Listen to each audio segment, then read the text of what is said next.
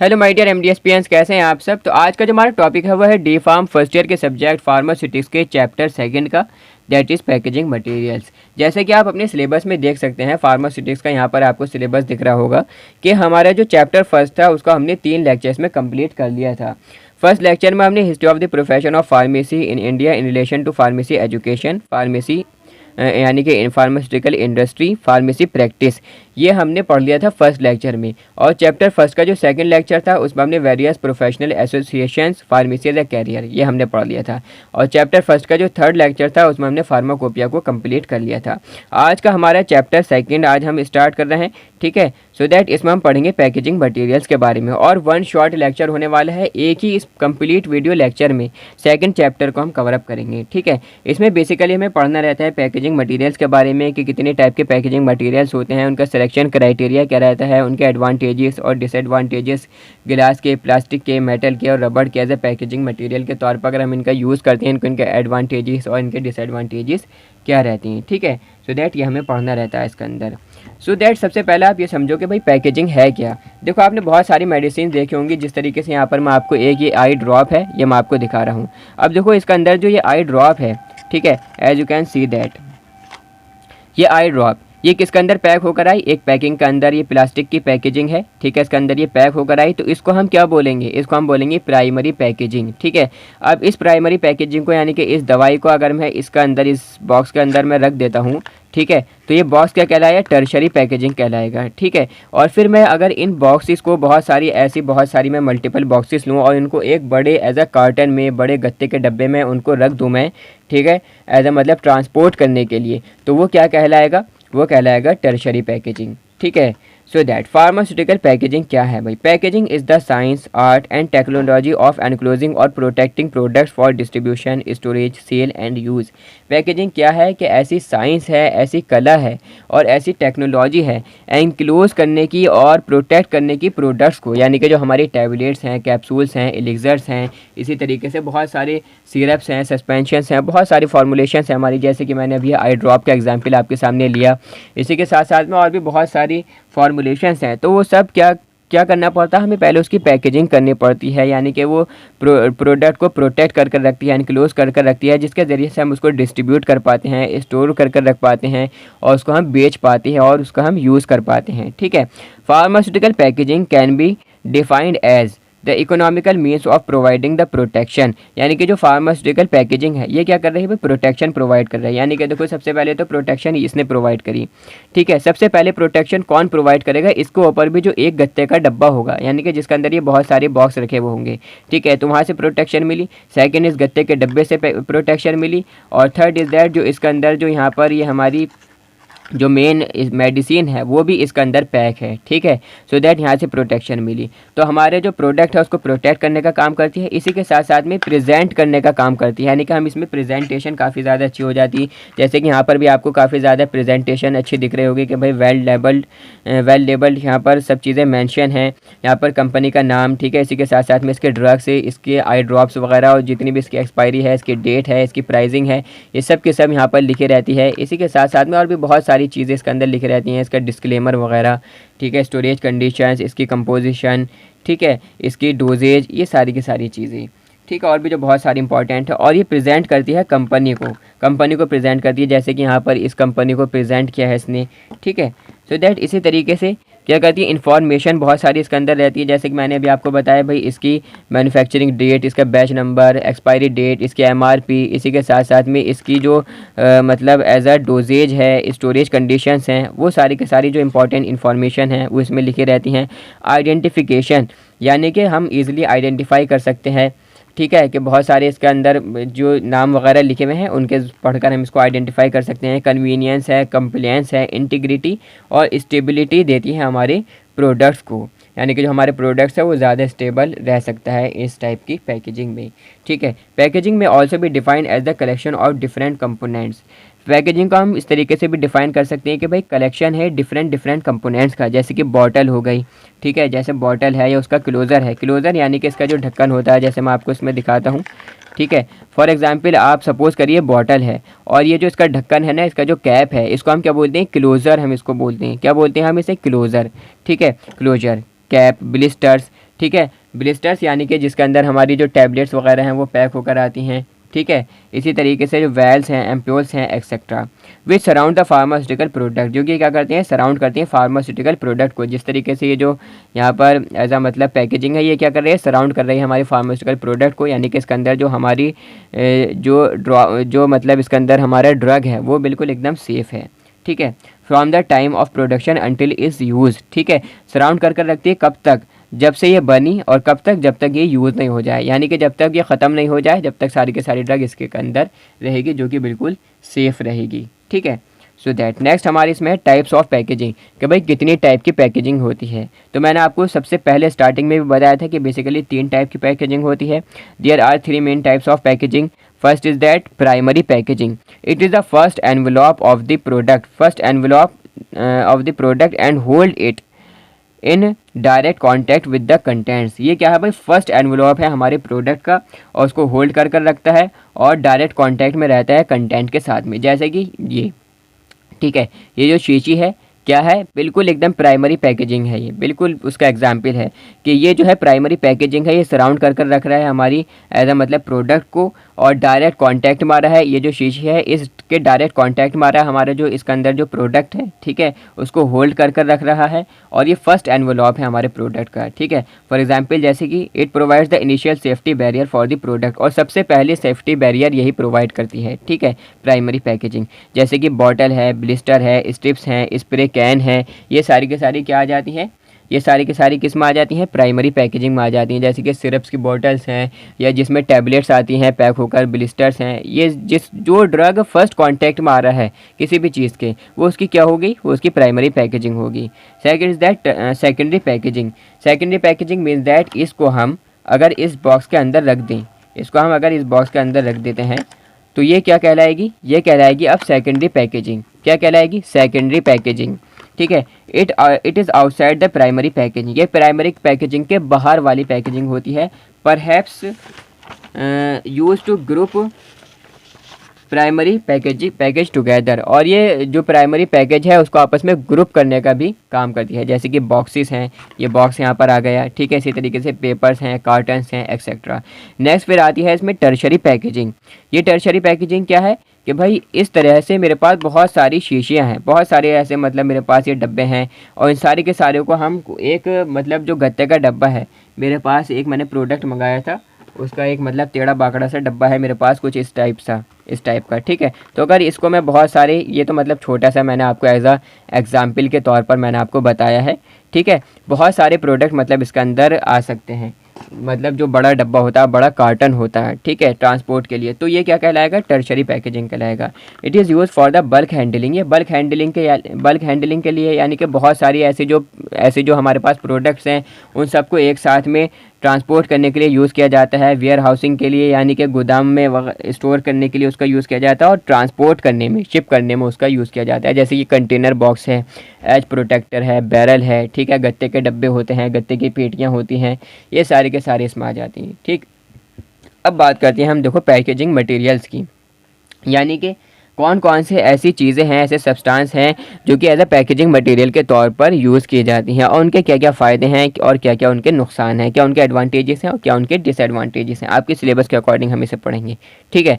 So that packaging materials, the material which is use for the packaging of pharmaceuticals are called packaging material. बिल्कुल एकदम simple definition है कि भाई वो material जो कि यूज़ हो रहा है फार्मास्यूटिकल्स की पैकेजिंग के लिए, जो हमारे फार्मास्यूटिकल प्रोडक्ट्स हैं उसकी पैकेजिंग के लिए जो भी प्रोडक्ट यूज़ हो रहा है उसको हम क्या बोलेंगे, पैकेजिंग मटेरियल बोलते हैं, ठीक है, और कॉल्ड पैकेजिंग मटेरियल्स। जैसे कि ये जो गत्ता है ये यूज़ हो रहा है, तो ये क्या कहलाएगा, पैकेजिंग मटेरियल। इसी के साथ साथ में इसके अंदर जो ये यहाँ पर हमारी एज ए शीशी हम इसको कह सकते हैं, ठीक है। सो दैट ये जो है ये भी क्या है, पैकेजिंग मटेरियल है। किसका बनी हुई है, प्लास्टिक की बनी हुई। तो हम प्लास्टिक को जानेंगे, प्लास्टिक को हमें पढ़ना है, ठीक है, इसके यूजेस, उसके एडवांटेजेस, डिसएडवांटेजेस हमें पढ़ने हैं, ठीक है। These are different types of materials which are use for the packaging, ठीक है। ये कुछ डिफरेंट टाइप्स के यहाँ पर आपको मटेरियल दिख रहे होंगे जो कि यूज़ किए जाते हैं किसके तौर पर, पैकेजिंग के तौर पर। क्या आपने देखा होगा कि बहुत सारी बोतल्स ऐसी होती हैं, बहुत सारी बोतल्स जो कि किसकी बनी हुई होती हैं, गिलास की बनी हुई होती हैं, बहुत सारी मेटल्स की बनी हुई होती हैं, बहुत सारी प्लास्टिक्स की बनी हुई होती हैं। इसी तरीके से रबर्स के क्लोजर्स आते हैं, कैप आते हैं, फाइबरस मटेरियल के आपने काफ़ी ज़्यादा देखे होंगे, फिल्म्स, फॉइल्स और लेमिनेट्स के आपने काफ़ी ज़्यादा ऐसी पैकेजिंग देखी होंगी, ठीक है। टैबलेट्स वगैरह उसमें पैक होकर आती हैं, तो ठीक है। सो दैट सबसे पहला हमारे यहाँ पर है गिलास, type 1, type 2, type 3 and type 4 गिलास, कलर्ड गिलास, ठीक है। ये एज अ मतलब इनके एग्जाम्पल हैं। जैसे कि यूज़ होते हैं बॉटल्स के लिए कि बहुत सारी बॉटल्स शीशे में आती हैं, सिरप की बॉटल्स हैं, सस्पेंशन की बॉटल्स हैं, और भी बहुत सारी हैं, वाल्स हैं, ठीक है। इंजेक्शंस वगैरह उसके अंदर आते हैं, पाउल से, ठीक है। एरोसोल कंटेनर्स आते हैं, एक्सेट्रा, ठीक है। सेकंड इज़ दैट मेटल की बहुत सारी ऐसी चीज़ें हैं जो कि मतलब पैकेजिंग के तौर पर यूज़ होती हैं, जैसे कि एलुमिनियम यूज़ होता है, टीन यूज़ होता है, लीड यूज़ होता है, जैसे कि नीडल्स के लिए, यानी कि जो हमारी सिरिंज होती है, इंजेक्शन, ठीक है। जो सिरिंज होती है उस सिरिंज की जो मतलब नीडल होती है उसको बनाने के लिए, या कैंस होती हैं, बहुत सारी स्प्रे कैंस होती हैं, इसी तरीके से एरोसोल कंटेनर्स होते हैं या फॉइल्स होते हैं, ठीक है। तो उसमें मेटल का यूज़ किया जाता है उनको बनाने के लिए। इसी तरीके से प्लास्टिक्स का यूज़ किया जाता है बहुत सारी बॉटल्स को, सिरिंज वगैरह को बनाने के लिए। इसमें कौन कौन सी प्लास्टिक्स का यूज़ किया जा सकता है, जैसे कि पॉलीथाइलिन है, पॉलीविनाइल क्लोराइड है, ठीक है, और पॉली स्टाइरीन है, ठीक है। यूज़ होती हैं बॉटल्स बनाने के लिए, जैसे कि बहुत सारी बॉटल्स होती हैं, सिरप्स की बॉटल होती हैं, किसकी बनी होती हैं, प्लास्टिक की बनी हुई होती हैं। इसी तरीके से जो हॉस्पिटल्स में ड्रिप्स वगैरह लगाई जाती हैं, ठीक है, आधा लीटर की, 500 ml की, ठीक है, वो ड्रिप्स जो होती हैं किसकी बनी होती हैं, प्लास्टिक्स की बनी हुई होती हैं। इसी तरीके से सिरिंज जो होती है, ठीक है, जिसमें हम इंजेक्शन को भरकर और पेशेंट के एकदम लगा देते हैं, और वो बेचारा काफ़ी ज़्यादा मतलब वो क्या कहता होगा आपको, वो तो आप ही जानते हैं, ठीक है। और ट्यूब्स आती हैं, बहुत सारी बैग्स आते हैं, टेप्स आते हैं जो कि प्लास्टिक्स के बने हुए होती हैं, ठीक है। रबर्स एज अ यूज़ होती हैं मतलब पैकेजिंग के लिए, कि भाई जैसे कि नेचुरल रबर है, सिलिकॉन रबर है, ब्यूटाइल रबर है, ये यूज़ होते हैं क्लोजर्स बनाने के लिए। जैसे ढक्कन होते हैं, ढक्कन बनाने के लिए यूज़ किया जाता है। जैसे कि आपने देखा होगा बहुत सारे इंजेक्शंस ऐसे आती हैं, इंजेक्टिबल्स, कि भाई उसका जो क्लोज़र होता है वो कैसा होता है, रबड़ का बना हुआ होता है। मीन्स दैट हम उसका अंदर जो हमारी सिरिंज की नीडल है उसका हम उसके अंदर इंसर्ट करते हैं, और जितना भी हमें ड्रग भरना है उसका अंदर हम ड्रग को ले लेते हैं, और सिरिंज को हम ऐसे ही निकाल लेते हैं, ठीक है। फिर वैसा का वैसे हो जाता है। तो वो जो रबर के क्लोजर्स होते हैं, रबर्स के कैप्स होते हैं, प्लंजर्स आते हैं। जैसा आपने देखा होगा कि जो इंजेक्शन, जो हमारी सिरिंज होती है उसमें जो प्लंजर लगा रहता है, ठीक है, रबड़ का, वो आ जाते हैं, वेल्व रैपर्स आ जाते हैं, एक्सेट्रा। इसी तरीके से फाइबरस मटेरियल्स आ जाते हैं, जैसे कि कॉटन है, पेपर है, जूट है, ये यूज़ किए जाते हैं लेबलिंग के लिए, गम टेप्स के लिए, पाउचेस के लिए, कार्टन्स वगैरह के लिए, इनको बनाने के लिए इनका यूज़ किया जाता है बेसिकली, ठीक है। इसी के साथ साथ में फिल्म्स, फॉइल्स और लेमिनेट्स आ जाती हैं, रिजनरेटेड सेलुलोज होती हैं फॉइल और पेपर की, ठीक है, इसके अंदर ये आ जाते हैं। जैसे कि यूज़ की जाती हैं फॉइल्स बनाने के लिए, पाउचेस बनाने के लिए, लेमिनेट्स बनाने के लिए, या डिस्प्ले यूनिट्स के लिए इनका यूज़ किया जाता है, ठीक है, एक्सेट्रा। तो सबसे पहले देखो आप नेक्स्ट हम यहाँ पर इसका समझेंगे सिलेक्शन क्राइटेरिया, कि भाई एक अच्छे पैकेजिंग मटेरियल को सेलेक्ट करने के लिए क्या क्या उसके अंदर मतलब क्वालिटी होनी चाहिए, ठीक है। The material selected must have the following characteristic, जो भी मटेरियल हम सेलेक्ट कर रहे हैं पैकेजिंग के लिए, फार्मास्यूटिकल पैकेजिंग के लिए, उनका अंदर ये फॉलोइंग मतलब क्वालिटीज़ होनी चाहिए। कौन कौन सी, this must protect the preparation from the environmental condition, वो जो हमारा पैकेजिंग मटेरियल है वो हमारा जो प्रोडक्ट है, जो प्रिपरेशन है, उसको क्या कर कर रखे, प्रोटेक्ट कर कर रखे एनवायरमेंटल कंडीशन से, प्रोटेक्ट कर कर रखना चाहिए। They must not be reactive with the product, और प्रोडक्ट के साथ में रिएक्टिव नहीं होना चाहिए, यानी कि प्रोडक्ट के साथ में हमारी किसी भी तरह की वो रिएक्शन ना करे और हमारे प्रोडक्ट को ख़राब ना करे। They must not impart taste और ऑडियो टू द प्रोडक्ट, और इसी के तरीके से वो हमारे प्रोडक्ट में जो भी हमारी फार्मास्यूटिकल फॉर्मुलेशन है, फॉर एग्जांपल हमने सिरप बनाया और सिरप को हमने भर दिया प्लास्टिक की बॉटल में, ठीक है, तो प्लास्टिक की जो बॉटल है उस बॉटल का कोई भी टेस्ट, उसकी महक हमारे प्रोडक्ट में इम्पार्ट नहीं होनी चाहिए। मस्ट भी नॉन टॉक्सिक होना चाहिए, यानी कि किसी भी टाइप की टॉक्सिसिटी हमारे प्रोडक्ट को वो नहीं दे, ठीक है। इसी के साथ साथ में FDA अप्रूव होना चाहिए। They must meet the tamper resistance requirement, वो मतलब उसका अंदर होनी चाहिए, जैसे कि there are many factors which need to consider when selecting a suitable type of pack for the product, कभी बहुत सारे ऐसे फैक्टर्स हैं जो कि ज़रूरी होते हैं कंसीडर करने के लिए जब हम सेलेक्ट करते हैं अपना सूटेबल टाइप का पैक प्रोडक्ट के लिए, ठीक है। द प्रोडक्ट और पैक कंटेंट्स, यानी कि जो हमारा प्रोडक्ट है और जो हम उसका अंदर पैक कर रहे हैं, ठीक है, उसके हिसाब से हम उसको सेलेक्ट कर सकते हैं कि भाई हमें क्या भरना है इसका अंदर, ठीक है। फॉर एग्जांपल अगर हमने कोई सस्पेंशन बनाया या हमने कोई भी सिरप बनाया, फॉर एग्जांपल हमने खांसी का सिरप बनाया। अब ऐसा तो है नहीं कि आप खांसी के सिरप को आप क्या कर आप पन्नी की थैली में भर कर दे दोगे, नहीं, आपको प्रॉपर उसकी एज अ मतलब बॉटल में आपको उसको करना पड़ेगा। तो ये सारी की सारी चीज़ें कि भाई जो हमारा प्रोडक्ट है और उस प्रोडक्ट में कौन कौन से केमिकल कॉन्स्टिट्यूएंट्स हैं या पैक कंटेंट्स हैं, ठीक है, उसके हिसाब से हम उसको सिलेक्ट कर सकते हैं। The application of the product, और उस प्रोडक्ट का यूज़ क्या है, ठीक है, किस तरीके से उसको यूज़ किया जा रहा है। ठीक है, फॉर एग्जांपल जैसे कि सिरप है, उसको कैसे यूज़ करते हैं कि भाई 1 चम्मच सिरप हम ले लेते हैं चम्मच में, ठीक है, और बेसिकली उसको हम ले लेते हैं जो उसके साथ में जो मेज़रमेंट यूनिट उसके साथ में आती है, ठीक है, एक कैप टाइप का उसको ऊपर लगा हुआ आता है, ठीक है, उसके अंदर हम मेज़र कर इनटेक कर लेते हैं जो भी सस्पेंशन है, सिरप है। तो उस प्रोडक्ट का यूज़ क्या है, किस तरीके से हम उसको यूज़ कर रहे हैं, उसके बेसिस पर भी ये डिपेंड करता है पैकेजिंग मटेरियल का सिलेक्शन क्राइटेरिया। इसी तरीके से कंटेंट की स्टेबिलिटी कितनी है या उसको कितनी प्रोटेक्शन की ज़रूरत है किसी भी एनवायरमेंटल फैक्टर से, तो ये भी बहुत सारे फैक्टर्स हैं जो कि ज़रूरी रहते हैं।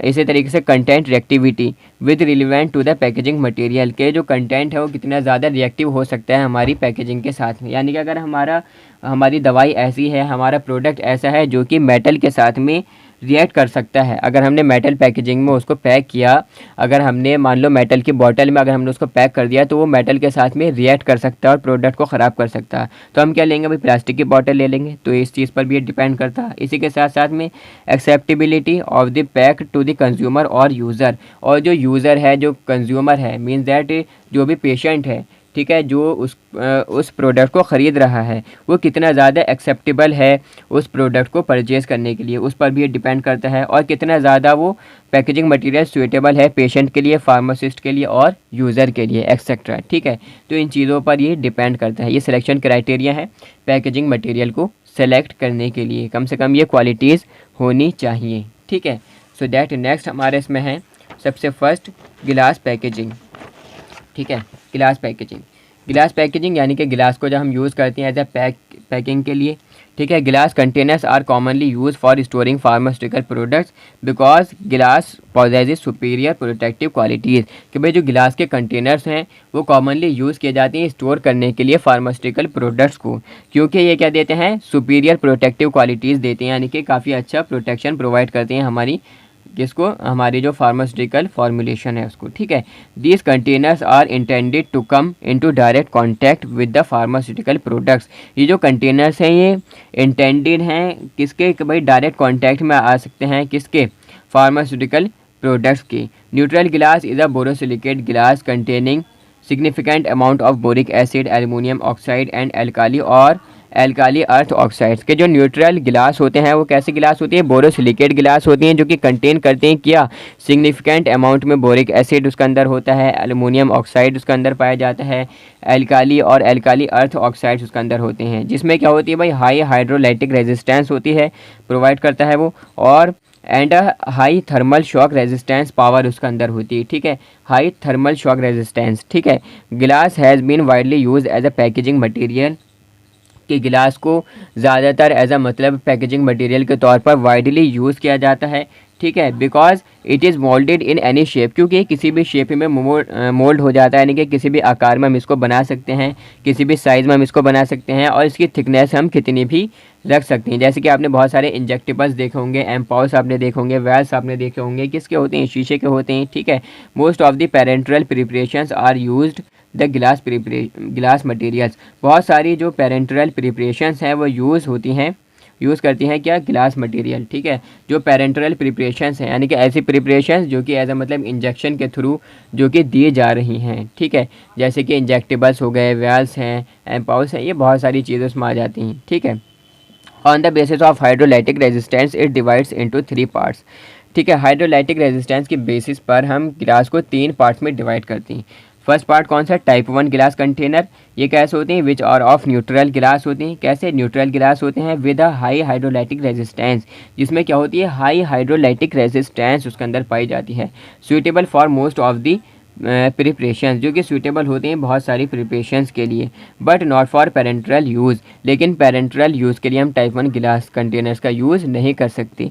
टाइप 2 गिलास कंटेनर्स, ये कैसे हैं भाई, which are usually of soda lime silica glass, ये मतलब होते हैं विद हाई हाइड्रोलिटिक रेजिस्टेंस इसके अंदर होती है, काफ़ी ज़्यादा हाई हाइड्रोलिटिक रेजिस्टेंस के अंदर होती है, और सूटेबल होते हैं किसके लिए, एसिडिक, न्यूट्रल और एक्वस प्रिपरेशंस के लिए। यानी कि हमारी प्रिपरेशन अगर एसिडिक है या न्यूट्रल है या एक्वस प्रिपरेशन है तो उसके लिए सूटेबल होते हैं, but not for parenteral use. लेकिन पेरेंट्रल प्रिपरेशन के लिए ये हमारा जो टाइप सेकंड गिलास है ये भी सूटेबल नहीं होती।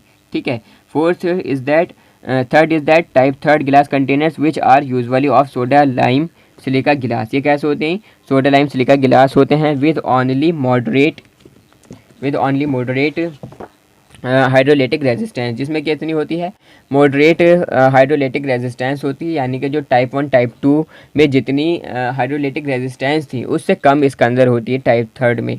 They are generally suitable for non aqueous preparations for parenteral use. ये जनरली जो नॉन एक्वस प्रिपरेशंस हैं, ठीक है, उनके लिए पेरेंट्रल यूज़ के लिए जो मतलब प्रिपरेशंस हैं उनके लिए इनका यूज़ किया जाता है। ठीक है। अब हम बात करते हैं एडवांटेजेस के, गिलास के एडवांटेजेस के। देखो बिल्कुल भी हार्ड नहीं है फार्मास्यूटिक्स, मैं आपको बता दूं।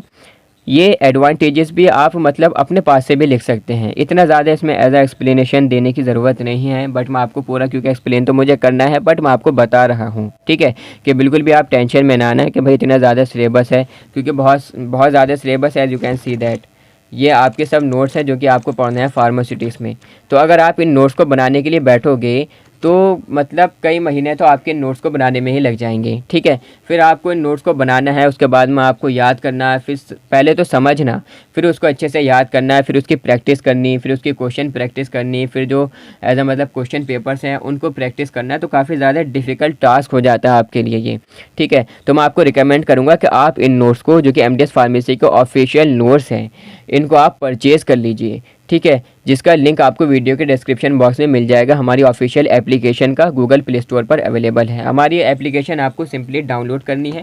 ठीक है, गूगल प्ले स्टोर पर अवेलेबल है, आपको डाउनलोड करनी है एप्लीकेशन, और कुछ इस टाइप से उसका इंटरफेस दिखता है। जैसे आप एप्लीकेशन को ओपन करोगे कुछ इस टाइप का आपको इंटरफेस दिखेगा। इस एप्लीकेशन का लिंक भी आपको वीडियो के डिस्क्रिप्शन बॉक्स में मिल जाएगा। ठीक है, तो हमारी एमडीएस फार्मेसी की ऑफिशियल एप्लीकेशन है।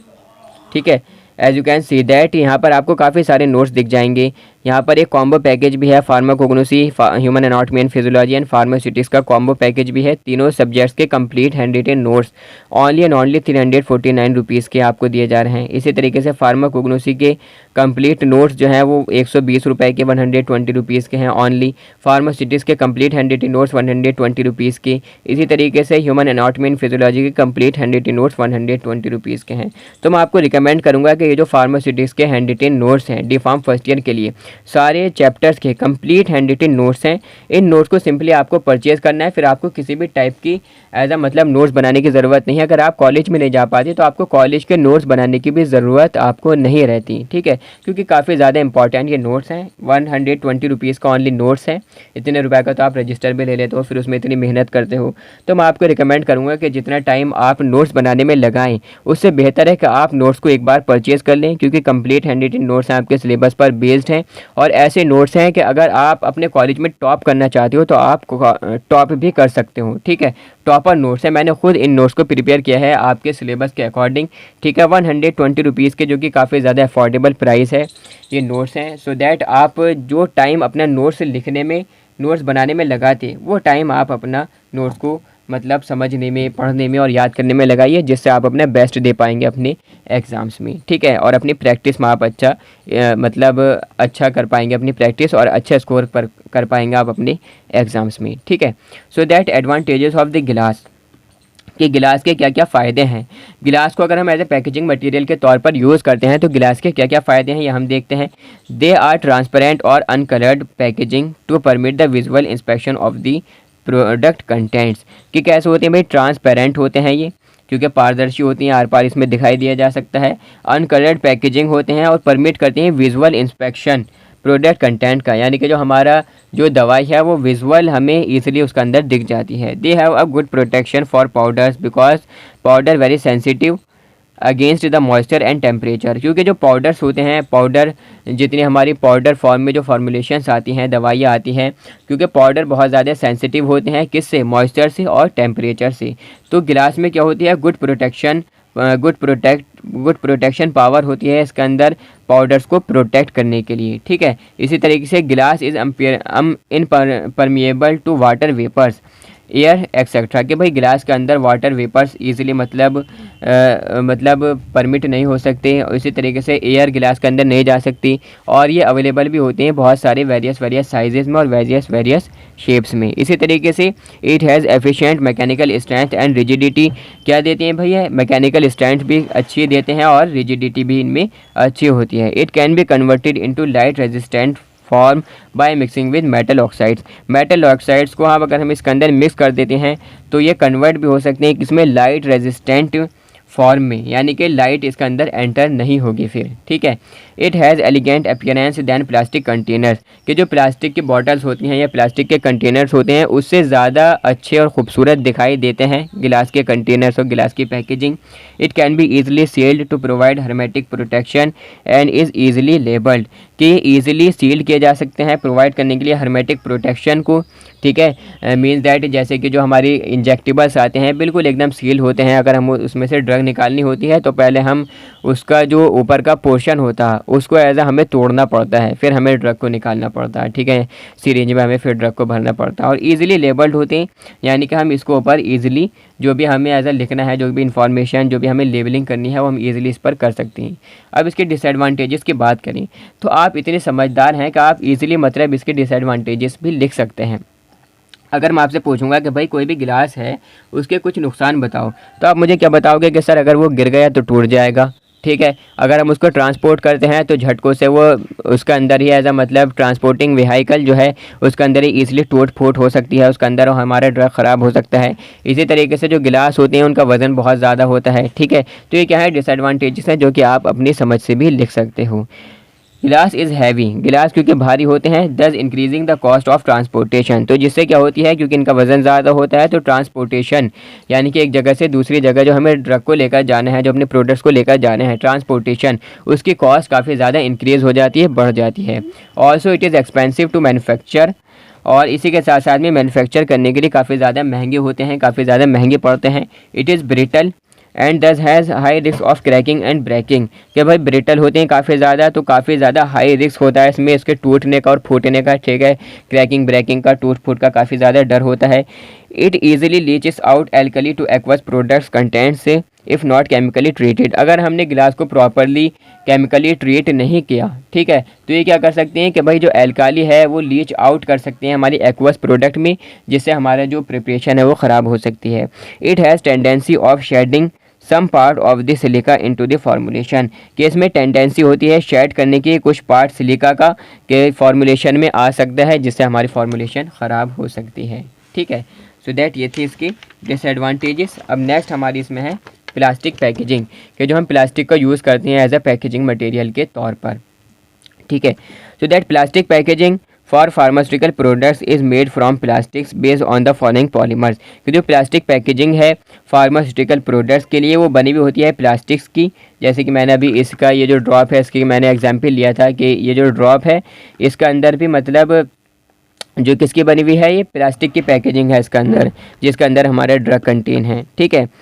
Based on the following polymers, ये कुछ पॉलीमर्स हैं प्लास्टिक्स के जिनसे क्या होती है प्लास्टिक की पैकेजिंग होती है, जैसे कि पॉलीइथाइलिन है लो या हाई डेंसिटी वाली, पॉलीप्रोपाइलिन है, पॉलीविनाइल क्लोराइड है दैट इज़ PVC, और पॉलीस्टाइरीन है etcetera. The containers consist of one और more polymers together with certain additives if necessary, जो कंटेनर्स हैं वो कंसिस्ट करते हैं एक या एक से ज़्यादा पॉलीमर्स आपस में सर्टेन एडिटिव्स के साथ में, कि हम उसके अंदर और भी कुछ बहुत सारी चीज़ें मिला सकते हैं, ठीक है, अगर उसकी ज़रूरत हो तो। एडिटिव्स में कंसिस्ट ऑफ लुब्रिकेंट्स, और जो एडिटिव्स हैं यानी कि जिनके ज़रिए से हम प्लास्टिक की पैकेजिंग कर रहे हैं और हम प्लास्टिक की जो भी हमें बॉटल वगैरह बनानी है वो हम बना रहे हैं, ठीक है, तो उसमें आ जाती हैं जैसे लुब्रिकेंट्स हैं, एंटीऑक्सीडेंट्स हैं, प्लास्टिसाइजर्स हैं, इम्पैक्ट मॉडिफायर्स हैं, ठीक है।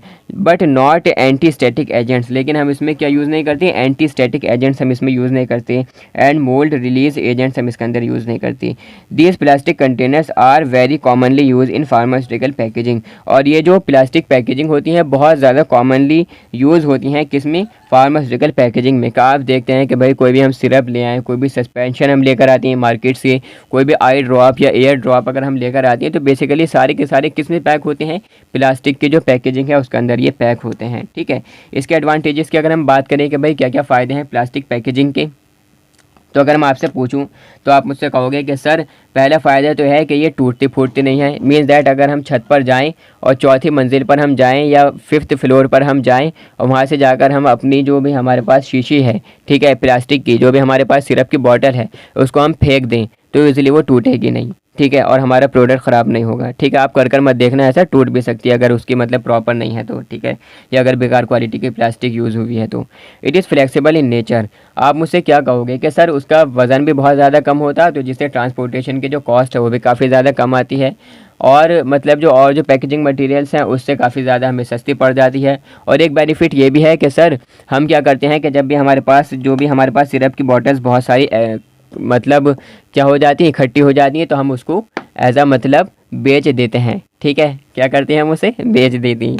तो दैट ये मतलब एज आ आप अपने खुद से भी लिख सकते हैं, इतना ज़्यादा हार्ड नहीं है। ठीक है, बस आपको अच्छे से नोट्स को समझना है, क्योंकि नोट्स ही मैंने इस टाइप से डिज़ाइन किए गए हैं ताकि कि स्टूडेंट मतलब उसको ऐसा फील ही ना हो कि मैं क्या पढ़ रहा हूँ, एज आ मतलब इंटरेस्ट फील हो और वो बिल्कुल एज आ हार्ड समझे ही नहीं इसको। ठीक है, so that advantages, it is flexible in nature, कैसे हैं भाई, फ्लेक्सिबल है नेचर में। ठीक है, so that it can not easily breakable, तो आसानी से ये टूटते नहीं हैं। Due to less weight than the glass, क्योंकि गिलास से काफ़ी ज़्यादा कम होता है इनका वज़न। So that it is easy to transport and handling, तो इसकी वजह से क्या है कि भाई ईजी है, आसानी रहती है काफ़ी ज़्यादा इसको ट्रांसपोर्ट करने में और हैंडल करने में। इसी तरीके से plastics are easy to manufacture and recyclable, कि भाई प्लास्टिक्स जो है वो आसानी से मैन्युफैक्चर किए जा सकती हैं और इसी के साथ साथ में हम उसको रिसाइकिल भी कर सकते हैं। जैसे कि मैंने अभी आपको बताया कि जब बहुत सारी प्लास्टिक की बॉटल्स आपके घर में और बहुत सारी प्लास्टिक इकट्ठी हो जाती है तो आप उसको एज आ जो मतलब आते हैं लोग ख़रीदने के लिए प्लास्टिक और जो रद्दी और कॉपी किताबें जो कि मतलब वेस्ट एज आ मतलब जो रहती हैं बहुत सारी चीज़ें वो जो ख़रीदना आती हैं आप उन्हें बेच देते हो। ठीक है, तो रिसाइकल भी हो जाती हैं। Has wide use consumer acceptance, के भाई जो कंज्यूमर की एक्सेप्टेंस है वो काफ़ी ज़्यादा बढ़ जाती है कि कस्टमर जो है काफ़ी ज़्यादा इसको मतलब लेना पसंद करता है, क्योंकि प्लास्टिक की वो होती है उसको इतना ज़्यादा ख़तरा नहीं रहता उसके टूटने फूटने का।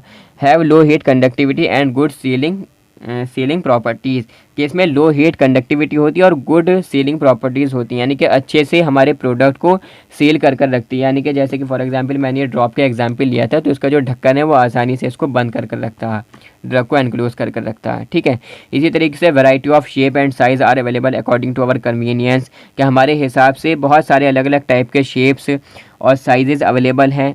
ठीक है, हमारी कन्वीनियंस के हिसाब से, जैसे कि हार्ट शेप में भी आपको हो सकता है देखने के लिए मिल जाए। ठीक है, और भी अलग अलग शेप्स में आपको बॉटल्स और जो मतलब कंटेनर्स हैं वो देखने के लिए मिल सकते हैं। They are comparatively cheaper than other packaging materials, और जो अदर पैकेजिंग मटेरियल्स हैं जैसे कि गिलास है, ठीक है, और उनसे क्या होती हैं या मेटल है तो उनसे काफ़ी ज़्यादा सस्ती होती हैं ये पैकेजिंग मटेरियल्स के तौर पर। अगर हम प्लास्टिक को यूज़ करते हैं तो काफ़ी ज़्यादा सस्ता पड़ जाता है। They are available in many beautiful colours and transparent also for presentation and identification, कि भाई अवेलेबल होते हैं बहुत सारी ब्यूटीफुल कलर्स में और ट्रांसपेरेंट होते हैं ये। ठीक है, प्रेजेंटेशन के लिए और आइडेंटिफिकेशन के लिए, यानी कि ट्रांसपेरेंट भी बॉटल्स होती हैं हमारे पास जिसमें हम अपने प्रोडक्ट को भी ईजिली देख सकते हैं। ठीक है, और ईजिली प्रेजेंटेशन भी उसमें आसानी से हो सकती है। ठीक है, they can be easily printed upon, no need of papers, कि हम प्लास्टिक के ऊपर भी ईजिली प्रिंट कर सकते हैं। ठीक है, हमें किसी पेपर अलग से कोई पेपर की लेबलिंग करने की ज़रूरत उसके अंदर नहीं रहती। ठीक है, प्लास्टिक के ऊपर भी ईजिली प्रिंटिंग की जा सकती है। ठीक है, सो दैट ये थे इसके एडवांटेजेस। अब नेक्स्ट हम पढ़ते हैं इसके डिसएडवांटेजेस के बारे में कि भाई इसके नुकसानात क्या क्या हैं।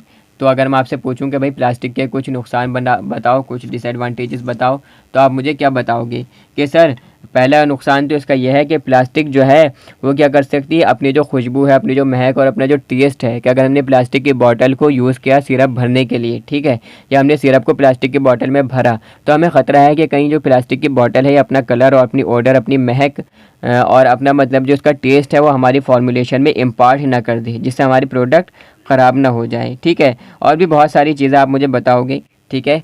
So that is certain ingredients of products may get absorbed और absorbed by plastic surface, ठीक है। बहुत सारे ऐसे हमारे जो फॉर्मुलेशन में इंग्रेडिएंट्स हैं प्रोडक्ट की, वो एब्जॉर्ब हो सकते हैं या एब्जॉर्ब हो सकते हैं प्लास्टिक सरफेस के ज़रिए से। Some plastics impart their odour and taste to the product. कुछ प्लास्टिक्स क्या कर सकती हैं कि हमारे जो फॉर्मुलेशन है, जो भी प्रोडक्ट है, उसमें अपना टेस्ट या अपनी ऑर्डर, अपनी महक को इम्पार्ट कर सकती हैं। इसी के साथ साथ में इजीली रिएक्ट कर सकती हैं, वो प्रोडक्ट्स के साथ में, प्रोडक्ट मटेरियल के साथ में रिएक्ट कर सकती हैं और हमारी फॉर्मुलेशन को ख़राब कर सकती हैं। Altars the product physical and chemical properties, और अल्टर्स करती हैं प्रोडक्ट की फ़िज़िकल और केमिकल प्रॉपर्टीज़ को। It is not easily degrades by the nature, और क्योंकि नेचर में आसानी से ये हम इसको नष्ट नहीं कर सकते, आसानी से इसको हम ख़त्म नहीं कर सकते, जैसे कि सरकार की तरफ से भी बहुत सारी पाबंदियां लगाई जा रही हैं कि भाई प्लास्टिक का यूज़ कम से कम किया जाए, ठीक है, क्योंकि काफ़ी ज़्यादा इससे पॉल्यूशन भी हो सकता है, ठीक है। सो दैट ईज़िली डिग्रेड से नहीं की जा सकती नेचर में। So it shows harmful impacts on the environmental and health, तो ये शो कर सकती हैं हार्मफुल असर दे सकती हैं एनवायरनमेंट पर और हमारी सेहत पर, हमारी हेल्थ पर, ठीक है। नेक्स्ट हमारे इसमें है देखो मेटल पैकेजिंग, उसके बाद में फिर रबर पैकेजिंग हम पढ़कर और इस चैप्टर को एंड करते हैं। काफ़ी ज़्यादा लेंथी चैप्टर है ये, ठीक है। मेटल पैकेजिंग, मेटल पैकेजिंग यानी कि जो हम मेटल्स का यूज़ करते हैं अपने प्रोडक्ट्स को एज अ मतलब प्रोटेक्ट करने के लिए और पैक करने के लिए।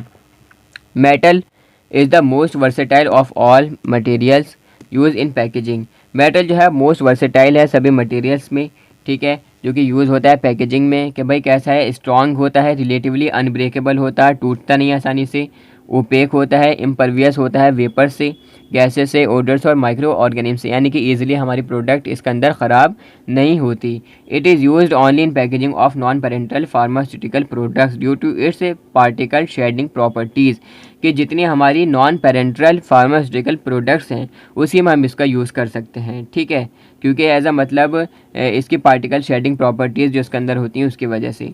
As they react with some chemicals metals require application of coating and lacquers to prevent chemical reaction and corrosion, कि भाई क्योंकि जो हमारी ड्रग है, फॉर एग्जांपल आपने कोई सिरप बनाया या कोई भी आपने फॉर्मुलेशन बनाई और आपने वो भर दी किसके अंदर, किसी मेटल के कंटेनर में आपने उसको भर दिया, ठीक है। सो दैट उसमें क्या हो सकती है कि भाई जो हमारी प्रोडक्ट है उसके अंदर जो केमिकल्स हैं वो रिएक्ट कर सकते हैं कंटेनर के साथ में, ठीक है। तो इसलिए क्या है कि मेटल्स को ज़रूरत होती है, रिक्वायर्ड होती है उसको कोटिंग की, कि मेटल की जो हमारे पास जो भी कंटेनर है उसके अंदर पहले हमें कोटिंग करनी पड़ेगी, ठीक है, ताकि क्या हमारे उसके अंदर केमिकल रिएक्शन ना हो और उसके अंदर कोरोजन ना हो, जंक ना लगे, ये सारी की सारी चीज़ें। The commonly use metals in pharmaceutical packaging includes, जो कॉमनली यूज़ होते हैं मतलब मेटल्स फार्मास्यूटिकल पैकेजिंग के लिए वो कौन कौन से हैं, जैसे कि टीन है, एल्युमिनियम है, टीन प्लेट्स हैं, ये यूज़ की जाती हैं basically. PACS made from metal foils and strips, जो पैक्स जो कि मेटल फॉइल से जो कि बनते हैं, जैसे कि उसमें आ जाती हैं स्ट्रिप्स आ जाती हैं, ब्लिस्टर्स आ जाते हैं, कंटेनर्स आ जाते हैं, एरोसोल कैंस आ जाती हैं, एक्सेट्रा। इसी तरीके से metals are use in most of the collapsible tubes packaging with good reclosure and adequate environmental protection, कि बहुत सारी चीज़ें ऐसी होती हैं, यानी कि कोलैप्सिबल ट्यूब्स ऐसी होती हैं जो कि किस में आती हैं, मेटल्स में आती हैं। जैसे कि आपने देखा होगा कि कुछ टूथपेस्ट भी ऐसे देखे होंगे आपने, ये बहुत सारी टूथपेस्ट की तरह बहुत सारी आपने कोलैप्सिबल ट्यूब्स आपने ऐसी देखी होंगी जिसके अंदर हमारा ड्रग रहता है भरा हुआ, ठीक है। सो दैट उसके अंदर गुड रिक्लोजर पावर होती है, यानी कि आसानी से उसका ढक्कन भी दोबारा से आसानी से लगाया जा सकता है और आसानी से हमारे प्रोडक्ट को पैक कर सकता है, और एडुकेट एनवायरमेंटल प्रोटेक्शन वो प्रोवाइड करता है, कौन, मेटल, ठीक है।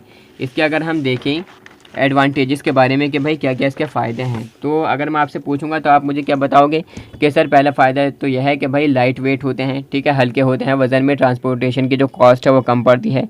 इसी के साथ साथ में मेटल पर इजीली लिख सकते हैं। और भी सर बहुत सारे इसका फ़ायदे हैं कि सर ये आसानी से टूटते नहीं हैं, चौथी मंजिल से अगर हम फेंक देते हैं ठीक है। या अगर अगर हमारी फ्रिज पर अगर ये प्रोडक्ट रखा रहता है और कोई बंदर आता है और वो उठाकर लेकर चला जाता है, ठीक है, और वो जाकर कहीं दूर फेंक देता है तो हम सर ईज़िली उसको उठाकर ले आते हैं, ठीक है। तो ये सारी की सारी चीज़ें, ठीक है। वैसे किस किस के यहाँ दवाई बंदर लेकर गए हैं उठाकर, हमारे यहाँ तो मतलब आते रहते हैं, बंदरों की पूरी टोली आती है और वो मतलब छतों पर भी काफ़ी ज़्यादा उधम मचाती है और काफ़ी ज़्यादा मतलब काफ़ी सारे नुकसान भी कर देते हैं, ठीक है। अगर फ्रिज का गेट बाई चांस खुला रह जाए, ठीक है, सो दैट वो फ्रिज का अंदर भी एंटर कर सकते हैं। किचन का गेट अगर खुला रह जाए तो किचन के अंदर भी एंटर कर सकते हैं और मतलब काफ़ी ज़्यादा नुकसान कर सकते हैं। अगर छत पर कपड़े फैल रहे हैं तो वो कपड़े भी पहन कर देखते हैं कि मैं कैसा लग रहा हूँ, मतलब वो बंदर कैसा लग रहा है। सो दैट किस किस कहाँ आते हैं बंदर, कमेंट में भी मुझे बताना ज़रूर। They are light in weight, कैसे होते हैं भाई, हल्के होते हैं वज़न में कंपेयर टू गिलास कंटेनर से अगर हम इसको कंपेयर करें। Attractive labels are easily printed on the surface of metals, के मेटल की सरफेस पर हम अट्रैक्टिव लेबल्स, आकर्षित लेबल्स हम इजली प्रिंट कर सकते हैं, ठीक है। Due to hardness of metal, क्योंकि मेटल जो होते हैं काफ़ी ज़्यादा हार्ड होते हैं। It is not breakable and easy in transports and handle, क्योंकि मेटल काफ़ी ज़्यादा हार्ड होती हैं तो अनब्रेकेबल होते हैं, आसानी से टूटते फूटते नहीं हैं और ईजी होती है ट्रांसपोर्ट करने में भी और हैंडल करने में भी। Metals provide superior protection against contamination, ये कॉन्टामिनेशन के अगेंस्ट काफ़ी अच्छी सुपीरियर प्रोटेक्शन प्रोवाइड करती हैं हमारी फार्मास्यूटिकल प्रोडक्ट को। इसी तरीके से मेटल की कवरिंग जो होती है इज़ अनपरमिएबल फॉर लाइट, कि मेटल कवरिंग की जो मेटल कवरिंग होती है उसमें लाइट एंटर नहीं कर सकती, मॉइस्चर एंटर नहीं कर सकता और गैसेस एंटर नहीं कर सकती। So it provide high degree of protection against environmental issue, तो ये क्या प्रोवाइड करती हैं, हाई डिग्री प्रोटेक्शन प्रोवाइड करती हैं एनवायरमेंटल इशू के ख़िलाफ़, मतलब, ठीक है। सो दैट नेक्स्ट हमारी इसमें है डिसएडवांटेजेस ऑफ मेटल्स, के मेटल्स के क्या क्या नुकसान हैं। तो आपसे अगर मैं पूछूंगा तो आप क्या बताओगे कि सर बहुत ज़्यादा महंगे होते हैं, ठीक है। एलुमिनियम का अगर यूज़ करेंगे तो काफ़ी ज़्यादा कॉस्ट बैठ जाएगी, काफ़ी ज़्यादा कॉस्टिंग बैठ जाएगी। और सर मतलब बहुत सारे मेटल्स ऐसे होते हैं जो कि रिएक्ट भी कर सकते हैं हमारी फॉर्मुलेशन के साथ में, ठीक है। अगर कुछ मेटल हैवी हैं वेट में तो उसकी जो मतलब ट्रांसपोर्टेशन कॉस्ट है वही भी बढ़ सकती है, डिफ़िकल्टीज़ काफ़ी ज़्यादा आ सकती हैं उसके अंदर, ठीक है। ये सारी चीज़ें उसमें लिखी हुई हैं कि भाई मेटल्स आर हाईली एक्सपेंसिव, के बहुत ज़्यादा महंगे होते हैं।